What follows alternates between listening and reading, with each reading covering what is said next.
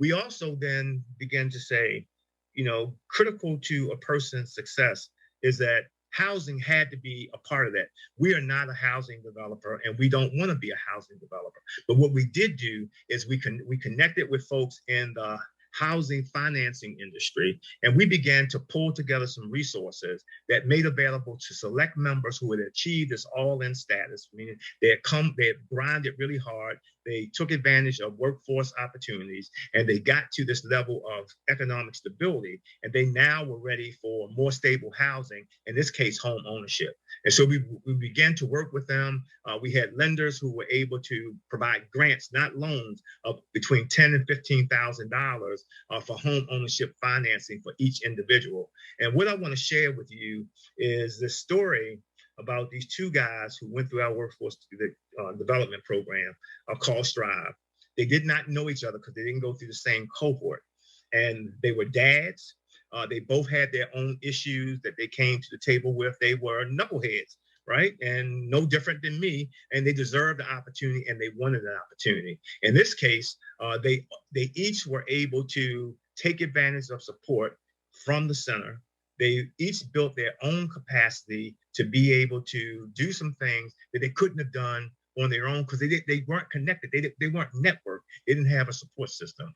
And so this video will be an example of that. And I want to show it to you now. On the back end, I'll share a bit of an update on their story, and then look forward to joining you in Q&A with Dr. Cynthia Osborne. Even when most people statistically would look at David and Devin and say, there's no way that they could ever become homeowners. They are living proof that it actually can happen. Yeah, I had a problem with alcohol and substance. I had an issue with arrogance and being cocky. Penn State, I take Penn State. Home ownership changed my life. Children and family look different at me. And I look different at myself.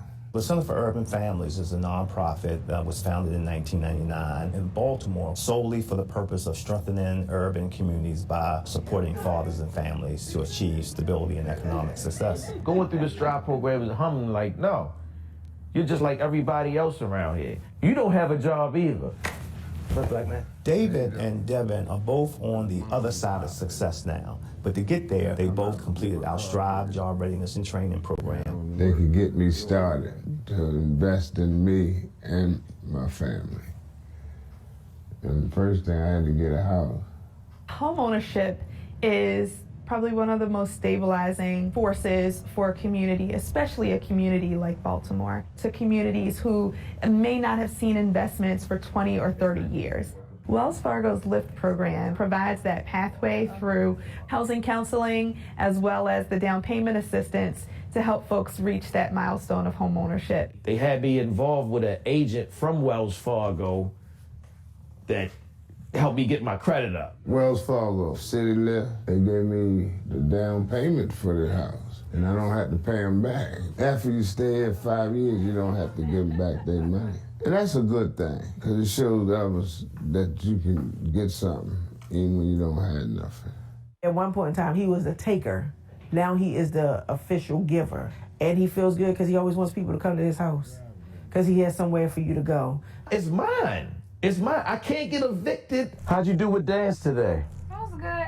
My daughter's 15, and if I was renting, I couldn't leave my apartment to my daughter. When I move somewhere else, this is hers. That's the difference. You know, now I actually have something.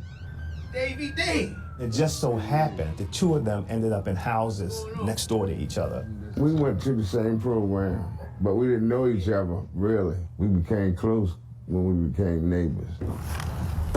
He's an entrepreneur. I like the way he was working for somebody, learned the ropes, opened up his own business.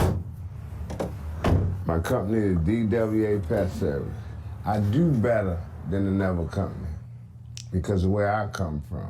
He has the contract to do our building here in West Baltimore. Now the roles are reversed, and he's teaching me, you know, and so The gratification comes from knowing that somebody who has gone from being, almost feeling like they're worthless in society to someone who has the pride of home ownership and a business owner. Oh, Davey D. Having What the up? backing, commitment, and investment from Wells Fargo made that possibility come true.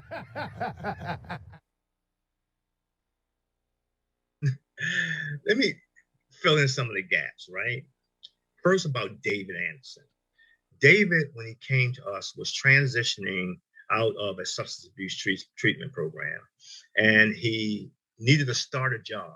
So we got him a job with a pest control company where he could get his feet wet, he could earn income, and we could think about what next steps were for him. Well, after a few months, his employer partner, so we have several employer partners, this particular employer partner who gave him a shot came to us and said, look, David's stealing my supplies. He's doing side jobs using my supplies. And we told him, you got to burn him. You got to fire him, right? You fire him, but we still got him, right? And he was reluctant. The employer he just wanted him to stop stealing. We was like, nope, we don't sanction that. Let him go. And so you got to bench him. So he benched him.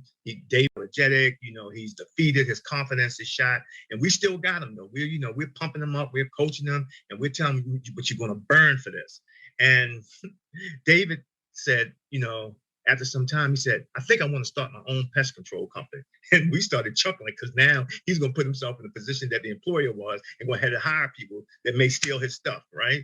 And so we supported him in becoming an entrepreneur, purchasing trucks, which led to him purchasing his own. The other side of this is it's hard for me, but it's the reality of life. David, early this year, came to us and said, man, I've got terminal cancer. And he said, I don't have much time. And so I began to spend some time with him. And one day I was sitting on his porch and he said, man, I want all of my assets to go to my daughter, Anita, who you saw in the video, but I have no kind of plan to make that happen. So we immediately got with one of our pro bono attorneys, who at this point, David only had days to live. And the attorney went to the hospital with David, did all of the estate planning, and all of his assets had been transferred to his daughter, right?